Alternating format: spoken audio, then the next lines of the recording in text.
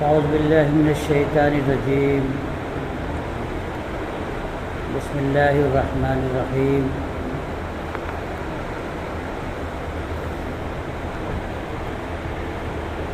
ومن احسن قولا ممن دعا الى اللہ وعمل صالحا وقال اننی من المسلمین وقال النبی صلی اللہ علیہ وسلم بلغوا عنی ولو آیا۔ محترم علماء کرام،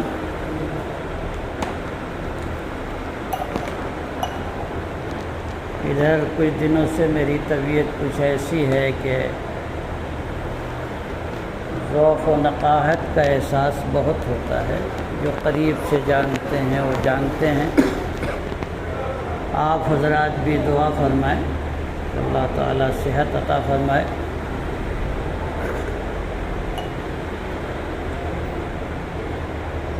مولانا مفتی وزیر احمد صاحب و مولانا فیاض صاحب ہمارے پاس آئے تو میں نے کہا کہ چلیے ٹھیک ہے، وعدہ کرتا ہوں تو آ جاؤں گا، لیکن بولنے کے لیے کچھ مت کہیے گا۔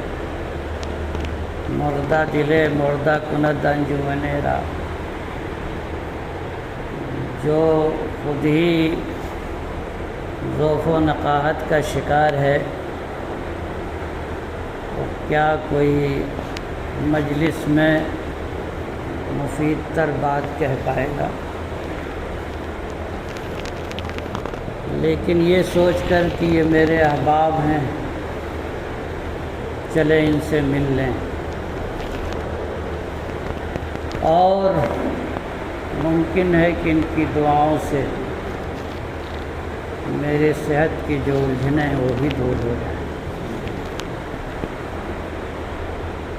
پھر ہم لوگوں کا تو اب چل چلاؤ کا وقت ہے، زندگی کے چند لمحات جو بچے ہیں، آپ حضرات بھی دعا فرمائیں کہ ان میں کچھ کار خیر جو عند اللہ مقبول ہوں وہ ہو سکے۔ رہا آپ حضرات تو ماشاءاللہ آپ حضرات تازہ دم لوگ ہو، اللہ تعالیٰ نے آپ کو ابھی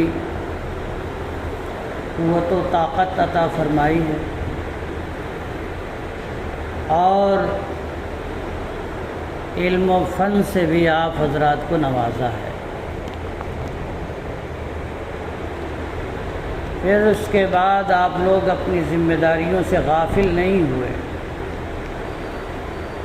طلب علم کے بعد آدمی اپنی گوناگوں مصروفیات میں کچھ اس طرح سے مشغول ہوتا ہے کہ اپنی بہت ساری ذمہ داریوں کو بھول جاتا ہے۔ لیکن یہ اللہ کا کرم و فضل ہوا کہ آپ حضرات نے اپنے کو ایک جگہ مجتمع رکھا، اور یہ فیض ہے آپ کی تنظیم کا، تنظیم دعوت الحق کا۔ اس تنظیم دعوت الحق کے حالات و قواعد سے تو میں ہمیشہ مطلع رہا، اور اس کی کارگزاریوں سے بھی بہت واقف رہا ہوں۔ اس کا سب سے جو میرے نزدیک روشن پہلو ہے وہ یہ کہ انہوں نے اپنے احباب کو ایک جگہ ایک پلیٹ فارم پہ مجتمع کر دیا ہے، اور سب کو ایک ساتھ بیٹھ کر دین و ملت کے تئیں پوری فکر مندی کے ساتھ غور و فکر کرنے کا موقع فراہم کیا ہے۔ ورنہ تو اس دور انتشار میں انتشار کے بہت سارے اسباب ہوتے ہیں، اور اس درجہ پراگندگی ہوتی ہے کہ اس کے اثرات بد بین طریقے سے نظر آنے لگتے ہیں۔ لیکن آپ حضرات نے سن 2002 سے، اور وہی میری صدارت کا بھی سال ہے، میں اسی سال صدر مدرس ہوا تھا، یہاں پھنس گیا انتظامی امور میں، جو میرے ذوق کی چیز نہ تھی نہ ہے اب بھی۔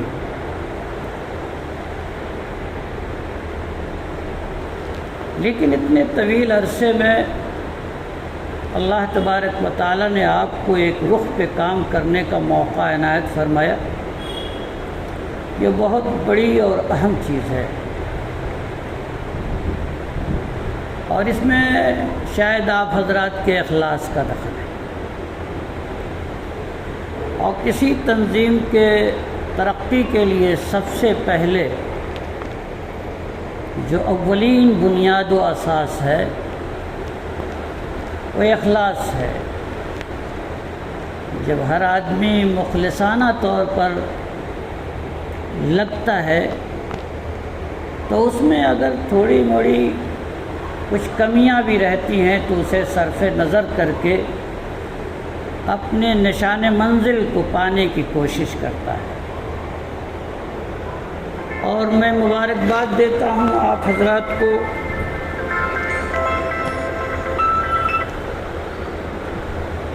کہ اللہ تبارک و تعالیٰ نے آپ کو یہ توفیق عنایت فرمائی، اور یہ اسی وقت ہوتا ہے جب کہ آدمی اپنے موقف کے تئیں پورے طور پر حساس بھی ہو اور اس پر اسے استقامت بھی ہو۔ جب آدمی اپنے موقف کو برحق صحیح واضح طور پر دل میں بسا لیتا ہے تو اللہ تبارک و تعالیٰ کی طرف سے اسے استقامت نصیب ہوتی ہے، اور جب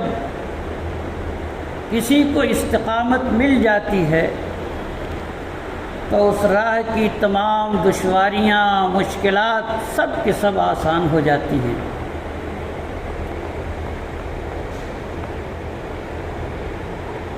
انبیاء کرام کے حالات ہم کو بتاتے ہیں، سب کے ہاں استقامت کی بے مثال نمونے موجود تھے۔ حضرت نوح علیہ السلام 950 سال دعوت دیتے رہے، لیکن اپنے موقف پہ جمے رہے۔ حضرت موسیٰ علیہ السلام کا مقابلہ ایک فرعون وقت سے تھا، لیکن استقامت پہ جمے رہے۔ حضرت عیسیٰ علیہ السلام کو تختہ دار پہ لٹکا دیا گیا، لیکن ایک لمحے کے لیے اپنے موقف سے ہٹنا گوارا نہیں کیا۔ نبی اکرم صلی اللہ علیہ وسلم کی ذات گرامی پوری زندگی استقامت کا نمونہ ہے۔ کیسے کیسے حالات آئے مکی دور میں اور پھر مدینے کے ابتدائی زمانے میں، دشمنوں کی سازشیں، ریشہ دوانیاں، مشکلات، مصائب طرح طرح کی، لیکن پائے استقامت میں ذرہ برابر لغزش نہیں ہوئی۔ یہ اسی وقت ہوتا ہے جب ہمیں اپنے موقف کے تئیں پورے طور پر اطمینان ہوتا ہے، یقین ہوتا ہے، اور اس پر ہم پورے طور پہ جمتے ہیں، اور پھر ہم اس مشن کو آگے بڑھانے کے لیے لگتے بھی ہیں۔ انفرادی طور پر بھی لگتے ہیں، اجتماعی طور پر بھی لگتے ہیں۔ جیسے آج اس ہندوستان میں نہ جانے کیسے کیسے فتنے ابل رہے ہیں، اور یہ سب کتاب و سنت سے دوری کے نتیجے میں ہے۔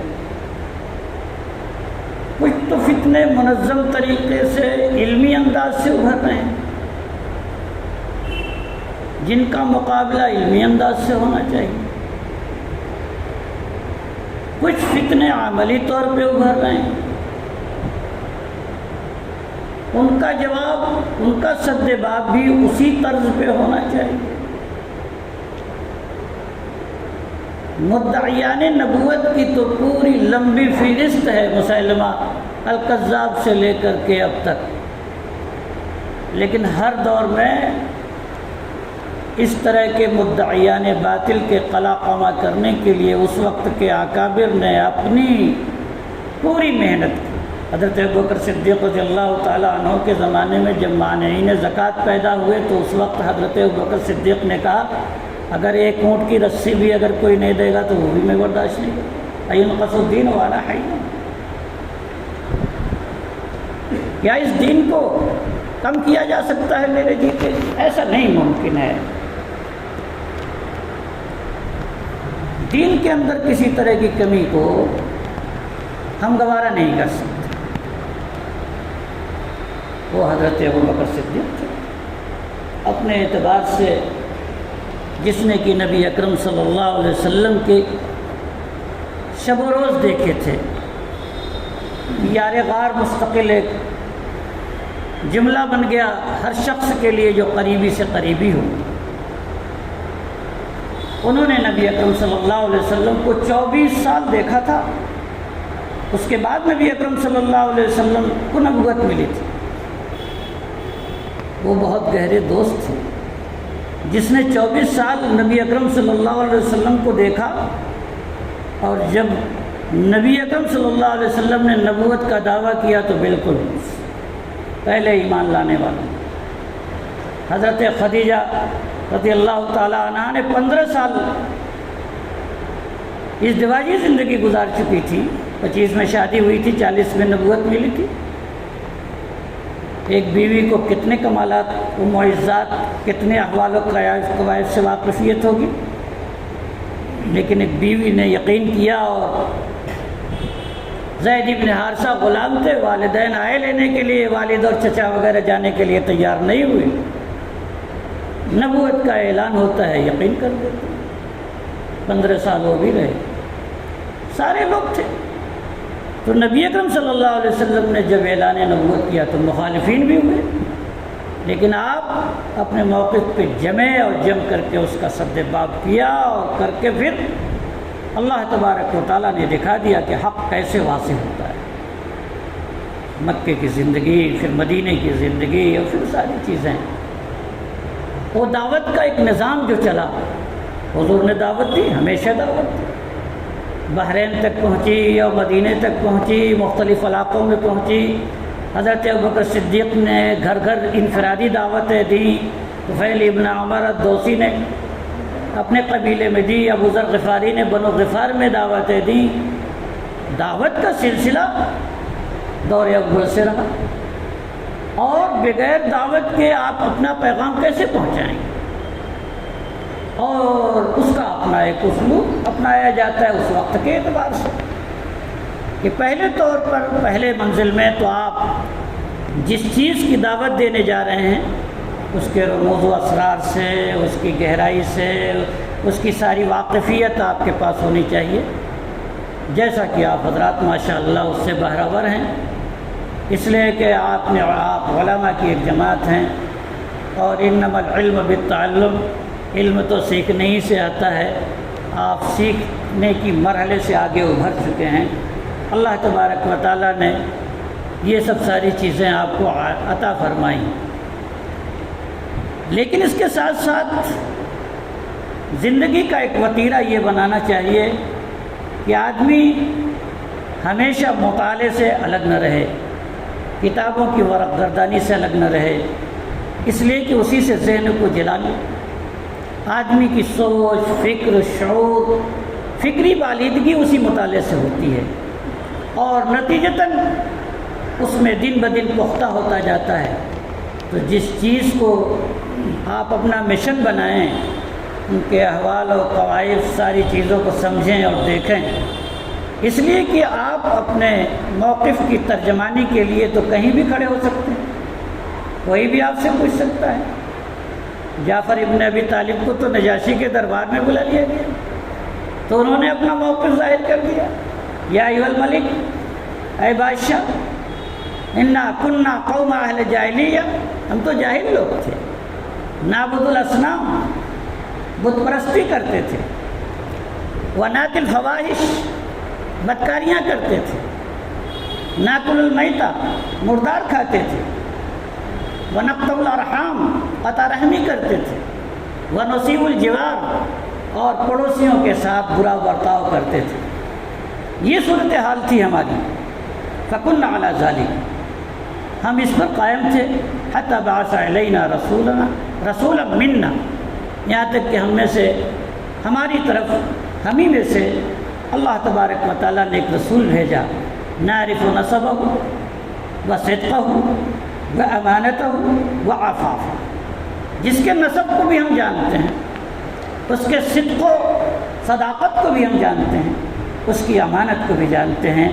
اور اس کی پاک دامنی سے بھی ہم واقف ہیں۔ گویا کہ آپ کی پہلی زندگی سے ہم اس درجہ متاثر ہیں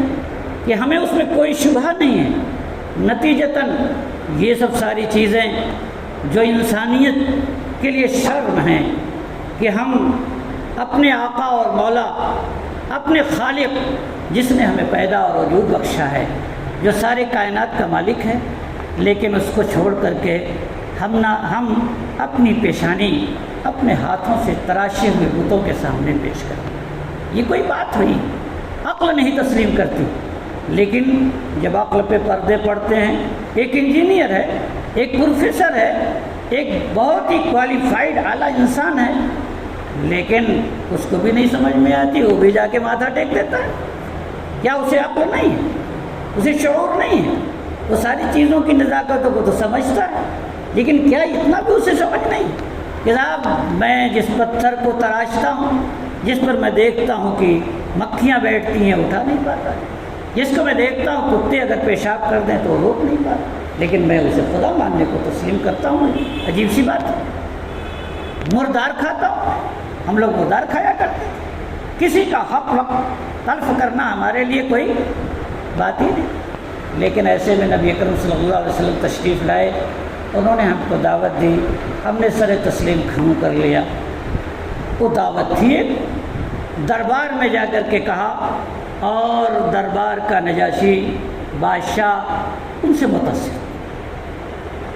ہرقل کا واقعہ تو آپ حضرات جانتے، جب پوری تفصیل سنی، وہ بھی حضرت ابو سفیان جو ابھی مشرف اسلام، لیکن ساری کیفیات سننے کے بعد کیا کہا کہ اگر میں وہاں پہنچ سکا تو لتجسمت لقاءہ، میں ان سے ملنے کے لیے کوشش کروں گا، اور اگر میں وہاں پہنچ گیا تو لغسلت عن قدمین، میں اس کے قدموں کو میں دھلوں گا۔ یہ ہوتا کیا ہے کہ آدمی اپنے ذاتی اوصاف و کمالات کے اعتبار سے جب پورے طور پر مستحکم ہوتا ہے تو اس کی خوشبو اگل بگل گرد و پیش تک پہنچتی ہے، اور آدمی غیر شعوری طور پر اس سے متاثر ہوئے نہیں رہ پاتا۔ آخر 15 سال رہ کر کے حضرت خدیجہ رضی اللہ تعالیٰ عنہ نے جب نبی اکرم صلی اللہ علیہ وسلم کو حضرت جبریل امین نے دبوچا اور پہلی وحی آئی تو کیسی تسلی کے کلمات دیا آپ حضرات جانتے ہیں، بتانے کی ضرورت نہیں، بس اعادہ کر دوں، کلا واللہ لا یخزیک اللہ ابدا، ہرگز نہیں، آپ کو اللہ رسوا نہیں کرے گا، آپ کو تنہا نہیں چھوڑ سکتا، آپ پریشان نہ ہوں، آپ گھبرائیں نہیں، پریشان نہ ہوں۔ انک لتصل الرحم، آپ تو صلہ رحمی کرتے ہیں، وتحمل الکل، جو مجبور عاجز یتیم ہیں ان کے بوجھ اٹھاتے ہیں، وتکسب المعدوم، جو نادار ہیں انہیں کما کے دیتے ہیں، وتقری الضیف، مہمانوں کی مہمان نوازی کرتے ہیں، وتعین علی نوائب الحق، حق کا کوئی مسئلہ آتا ہے جس میں مصیبتیں آتی ہیں یا آسمانی آفتیں آتی ہیں، سب میں آپ سب کی مدد کرتے ہیں۔ ایسے شخص کو اللہ رسوا کر سکتا، قطع نہیں کر سکتا۔ ورقہ بن نوفل جو گھر کے آدمی تھے، وہ دیکھ رہے تھے، سمجھ رہے تھے، جب ان کے پاس مسئلہ گیا تو کہا کہ دیکھیے کاش کہ میں اس وقت جوان ہوتا جب کہ آپ کی قوم آپ کو نکالے گی۔ تو انہوں نے کہا وہ مخرجیہ ہوں، کیا وہ لوگ ہمیں نکال دیں گے؟ اتنے اوصاف و کمالات 40 سالہ جن کے بیچ میں رہا ہوں، لیکن ایسا کریں گے؟ کہا جی، جب بھی کوئی اس طرح کی دعوت لے کے اٹھا ہے اس کے ساتھ ایسے ہی کیا گیا۔ تو آپ حضرات جو دعوت لے کر کے اٹھے ہیں بہت اعلیٰ دعوت ہے، اس میں شکیلیت کا کوئی مسئلہ نہیں ہے، صرف اسی کا نہیں، جو بھی حق کے خلاف آئے آپ اس کے لیے دعوت و تبلیغ کا کام کریں، لیکن اس وقت ابھرا ہوا مسئلہ ہے، آپ اس کے نکات کو سمجھیے، فتن کی حدیثیں بھی پڑھیے، ان کے جو دلائل ہیں ان کو بھی سمجھیے کہ وہ کیا کہنا چاہتے ہیں، قادیانیت کے تعلق سے جو کتابیں ہیں ان کو بھی پڑھیے، اور پڑھ کر کے ان کے دلائل بھی جانیے، اور اس دلائل کا جواب ہماری شریعت حقہ میں کیا ہے اس کو بھی سمجھیے، اور پھر اپنے اندر بولنے کی صلاحیت، دعوت میں زبان کی بھی صلاحیت ضرورت ہوتی ہے، سلیقہ بھی چاہیے اور استحضار بھی چاہیے، ایسا کہ سارے مسائل کا اور بنیادی ساری باتوں کا استحضار بھی رہے۔ جب وقت آئے، کبھی کبھی ایسا بھی ہوتا ہے مد مقابل کوئی بات ایسا کہہ دیتا ہے، ایسی کہہ دیتا ہے کہ ہمارے ذہن میں اس کا کوئی جواب نہیں، تو اس وقت سبکی بھی ہو سکتی، اس وقت آدمی شرمندہ بھی ہو سکتا ہے۔ مجھے یاد آتا ہے کہ جب میں نیا آیا تھا، 82 83 84 کی بات ہو گئی، یہ کوئلہ بازار کی طرف ایک ڈاکٹر تھا، اس کے یہاں ایک قادیانی آیا کرتا تھا، ایک قادیانی آیا کرتا تھا۔ ہمارے ہاں کسی نے خبر بھیج دی کہ ذرا ایک ڈاکٹر صاحب ہیں آپ سے ملنا چاہتے ہیں۔ یہ میں نہیں جانتا تھا کہ وہاں کیا ہے کیا نہیں، تو میں چلا گیا، اصل بات دیکھا کہ کچھ لوگ بیٹھے ہوئے ہیں، وہ بیٹھا ہے، تو جانے کے بعد جو اس کی باتیں میں نے سنی تو میں نے کہا کہ یہ تو قادیانی فکر کا ہے، اگر قادیانی نہیں تو قادیانی فکر کا ہے۔ تو میں نے وہاں پہ لب کشائی نہیں کی، میں خاموش رہا، باتیں سنتا رہا۔ ایک دو اشکالات جو کرنے تھے، جو ذہن میں وقتی آئے، اشکالات وغیرہ میں نے کیے، اور اس کے بعد میں نے ان سے کہا کہ ڈاکٹر صاحب آج تو میں چلا آیا تھا، کل پھر آؤں گا۔ اور پھر آ کر کے میں نے ساری کتابیں نکالیں اور دیکھا، یہ کیا، نوٹ کیا، اور پھر اس کے بعد میں ذہنی طور پر تیار ہو گیا۔ اور پھر میں دوسرے دن گیا تو وہ ملا نہیں۔ ڈاکٹر صاحب نے کہا کہ وہ چلے گئے۔ میں نے تو کہا تھا کہ میں آؤں گا، تو کہا کچھ لوگ آئے تھے، بات چیت ہوئی، کچھ باتیں ذرا تلخ ہو گئی، وہ بھاگ گیا، چلا گیا۔ بھاگ گیا نہیں کہا اس لیے کوئی متاثر تھی، تو ہم کو بھی احساس ہوا کہ میں اس کی سارے یعنی اس سے میں بات کرنے کی پوزیشن میں اس وقت نہیں تھا، میرا ذہن حاضر نہیں تھا کہ میں اس کو پورے دلائل کے ساتھ اپنی بات کہہ سکوں، اپنے موقف کو واضح کر سکوں۔ تو اس لیے ضرورت ہوتی ہے کہ جس مشن کو ہم لے کر کے چلیں اس کی سارے دلائل بھی ہمارے پیش نظر ہوں۔ آپ حضرات ماشاءاللہ سب لوگ عالم ہو، بیٹھ کر کے مشورے بھی کرتے رہو، کتابوں کا تبادلے، اور آج کل تو بہت آسان ہے، نیٹ سے نکال کر کے بھی آپ دیکھ سکتے ہیں، اس پر کتابیں بھی بہت ہو چکی ہیں، ہمارے اکابر نے بہت کام کر دیا ہے۔ لہٰذا اللہ تبارک و تعالیٰ آپ کی خدمات کو قبول فرمائے اور اس اجتماع کو باقی رکھے، اس اجتماعیت کو باقی رکھے، اور اگر کہیں سے خرد برد تھوڑا ماسا اگر کمی بیشی نظر آئے اس کو نظر انداز کرنے کا مزاج بنائیں، اخلاص کی بنیاد پر اس کو کام کریں، دین کا کام سمجھ کے کریں۔ جو یہ آپ پروگرام کرتے ہیں انفرادی طور پر، اجتماعی طور پہ جگہ جگہ، اس کی بھی افادیت ہوتی ہے، عوام تک باتیں پہنچتی ہیں، خاص طور پہ وہ مسائل جو امت کو ضرورت ہے، جن کی خاص طور پہ ضرورت ہے، ان کو تو بیان کرنے کی بھی ضرورت ہوتی ہے۔ دیکھیے ہمارے اکابر فضائل پر زیادہ زور دیتے رہے، لیکن کبھی کبھی مسائل کی بھی بیان کرنے کی ضرورت ہوتی ہے، اور پوری قوت کے ساتھ، پوری طاقت کے ساتھ، تاکہ ہمارا مخاطب ہمارے دلائل سے مطمئن ہو سکے، مطمئن کرنے کی کوشش کریں۔ اور ضرورت ہوتی ہے کہ ہم اس انداز سے اپنی بات رکھیں کہ اگلا ہماری بات کو سمجھ سکیں، ایسا نہ ہو کہ زبان یار من ترکی ومن ترکی نمیدان، ہم کچھ کہہ رہے ہوں، مخاطب کچھ کہہ رہا ہوں، ہم ان کی زبان کو بھی سمجھیں، اور اس کے لیے ضرورت پڑے تو وقت کی لینگویج، وقت کی زبان بھی سیکھنے کی ضرورت ہے، اور ضرورت یہ ہے کہ ہم وقت کی جو زبان ہے اس کو بھی سیکھیں، وقت کے جو حالات ہیں اس سے بھی باخبر رہیں، عالمی مسائل پر بھی ہماری نگاہ ہو، گرد و پیش کے مسائل پر بھی ہماری نگاہ ہو، اور دین کے بقا و تحفظ کے لیے جو ضروری اور بنیادی چیزیں ہیں اس کے جاننے کی بھی بہت ضرورت ہوتی ہے۔ میں سمجھتا ہوں کہ میں نے کچھ زیادہ ہی کہہ دیا۔ وآخر دعوانا